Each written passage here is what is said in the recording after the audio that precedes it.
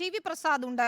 V മുരളീധരന്റെ പ്രതികരണം എടുത്തത് അശ്വമേധത്തിലായിരുന്നു. T V Prasad V Muraleedharan ഇക്കാര്യങ്ങൾ പറഞ്ഞത് ഈ സംസ്ഥാന സർക്കാരുമായി ചർച്ച ചെയ്ത ശേഷം, അതായത് നോമ്പിന് ശേഷമുള്ള പെരുന്നാളിന് ശേഷമുള്ള ഒരു തീയതി എന്ന നിലയ്ക്കായിരിക്കാം ഇത് ഡേറ്റ് വന്നത്. തെരഞ്ഞെടുപ്പ് കമ്മീഷനാണ് തീരുമാനം എടുത്തത് എന്ന് തന്നെയാണ് അക്കാര്യം വ്യക്തവുമാണ് അദ്ദേഹത്തിന്റെ വാക്കുകളിൽ. പക്ഷേ ഇതിൽ ഇപ്പോൾ ഒരു മാറ്റത്തിന് സാധ്യതയുണ്ട്. കാരണം വിശ്വാസികളെ സംബന്ധിച്ചിടത്തോളം അവരുടെ ആവശ്യം ന്യായവുമാണ്. സംസ്ഥാന സർക്കാരിന്റെ അല്ലെങ്കിൽ ആ ഭാഗത്ത് നിന്ന് പ്രതികരണങ്ങൾ ലഭ്യമായിട്ടുണ്ട്. കാരണം ഈ കൂടിയാലോചന സമയത്ത് തെരഞ്ഞെടുപ്പ് കമ്മീഷൻ വന്ന സമയത്ത് ഇക്കാര്യങ്ങളെല്ലാം ചർച്ചയായി കാണുമല്ലോ.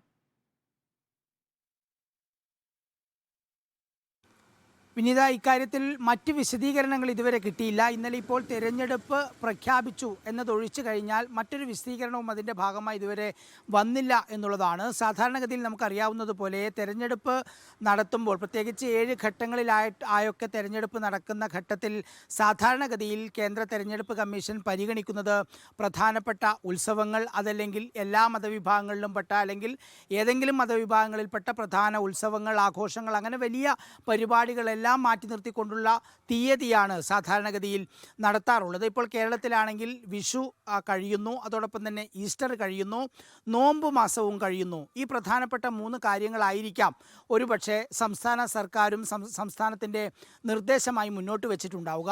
ഇന്നിപ്പോൾ വി മുരളീധരൻ പറഞ്ഞതിൽ നിന്ന് മനസ്സിലാകുന്നത്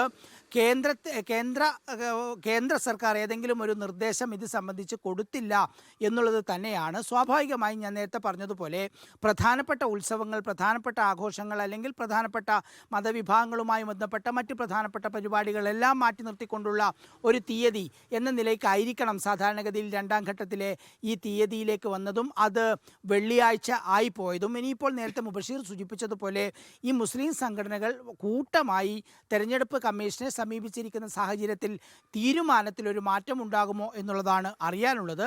പക്ഷേ കേന്ദ്രം പറയുന്നത് കേന്ദ്ര സർക്കാർ ഒരു തരത്തിലും ഇടപെടൽ നടത്തിയിട്ടില്ല എന്ന് തന്നെയാണ്. വിനീത, ശരി, അത് തന്നെയാണ് കേന്ദ്ര സർക്കാരിന്റെ നിലപാട്. ഇനി ഇക്കാര്യങ്ങളെല്ലാം തന്നെ ചർച്ച ചെയ്തുകൊണ്ടായിരിക്കും തെരഞ്ഞെടുപ്പ് കമ്മീഷൻ ഇത്തരത്തിലൊരു തീരുമാനത്തിയത്.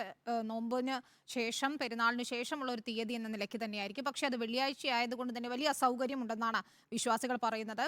മുസ്ലിം ലീഗും സമസ്തയും ഉൾപ്പെടെയുള്ള സംഘടനകൾ ഇക്കാര്യം ചൂണ്ടിക്കാട്ടുകയും ചെയ്തിട്ടുണ്ട്. തെരഞ്ഞെടുപ്പ് കമ്മീഷൻ ഇക്കാര്യത്തിൽ എന്ത് തീരുമാനം എടുക്കുമെന്ന് തന്നെയാണ് അറിയേണ്ടത്. വരും ദിവസങ്ങളിൽ അതൊരു ചർച്ചയാകുമെന്നും ഉറപ്പാണ്. ടി വി പ്രസാദും മുബഷീർ പി അക്ബറുമാണ് വിവരങ്ങൾ നൽകിയത്. നമ്മൾ